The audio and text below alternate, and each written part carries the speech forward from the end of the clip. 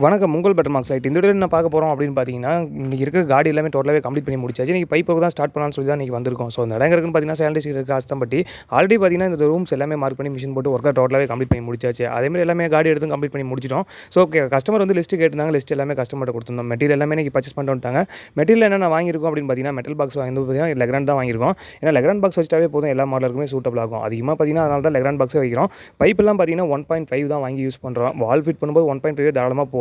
So அதனால் 1.5 list எல்லாமே கொடுத்துருந்தோம். மெட்டீரியல் எல்லாமே டோட்டலாக வாங்கிட்டு வந்துட்டாங்க. ஸோ அதுக்கப்புறம் பைப் ஒர்க் ஸ்டார்ட் பண்ணலாம்னு சொல்லிட்டு பைப் ஒர்க் தான் ஸ்டார்ட் பண்ண போகிறோம். ஃபஸ்ட்டு வந்து பார்த்தீங்கன்னா ஸ்ப்ரிங் விட்டு லைன் எல்லாமே கரெக்டாக ப்ராப்பராக இருக்கா அப்படின்னு சொல்லி ஃபஸ்ட்டு செக் பண்ண ஆரம்பிக்கிறோம். ஏன்னா செக் பண்ணோம்னா தான் அடுத்து நம்ம பைப் போகிறதுக்கு இன்னும் ஈஸியாக இருக்கும்.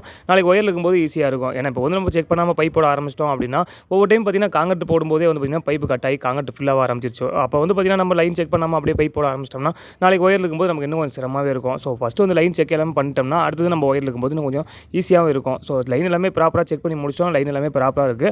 அடுத்தது எல்லாமே பைப் ஒர்க் நீ ஸ்டார்ட் பண்ண சொல்லி பைப் எல்லாமே ஃபிட் பண்ண ஆரம்பிக்கிறோம். ஃபர்ஸ்ட் ஃப்ளோர்ல இந்த பைப் ஒர்க் எல்லாமே கம்ப்ளீட் பண்ணுறேன். ஓவரால் இந்த பில்டிங்கில் எலக்ட்ரிக் லைன் ஒர்க் கம்ப்ளீட் ஆயிருச்சு. ஏன்னா அதுக்கப்புறம் மேல் ஃப்ளோர் ஒன்று போகிறேன்னு சொல்லியிருந்தாங்க. ஸோ அதுக்காக இப்போ இந்த 2 ஃப்ளோரும் கம்ப்ளீட் பண்ணி கொடுக்குறோம். ஏன்னா இப்போ கிரவுண்ட் ஃப்ளோர் எல்லாமே பூசி முடிச்சிட்டாங்க. ஃபர்ஸ்ட் ஃப்ளோர் பூசத்துக்கு தான் ஸ்டார்ட் பண்ண போகிறாங்க. ஸோ அதனால் நம்ம ஒர்க் எல்லாமே டோட்டலாக கம்ப்ளீட் பண்ணலாம்னு சொல்லி தான் இன்றைக்கி வந்திருக்கோம். அதே இந்த வீட்டில் வந்து பார்த்தீங்கன்னா இன்றைக்கி 2 ரூம் தான் ஒர்க் கம்ப்ளீட் பண்ண முடியும். ஏன்னா லைன் செக் பண்ணதுல கொஞ்சம் லேட் ஆயிடுச்சு. 2 ரூமில் ஒரு பெட்ரூமும் ஹால் மட்டும் முடிச்சிருக்கோம். மீதி இருக்கிற ஒர்க்கு நாளைக்கு தான் கண்டினியூ பண்ணணும். இந்த வீடியோ எப்படி இருக்குன்னு பாருங்கள். மறக்காமல் கமெண்ட் பண்ணுங்கள். உங்கள் better marks light. Thank you friends.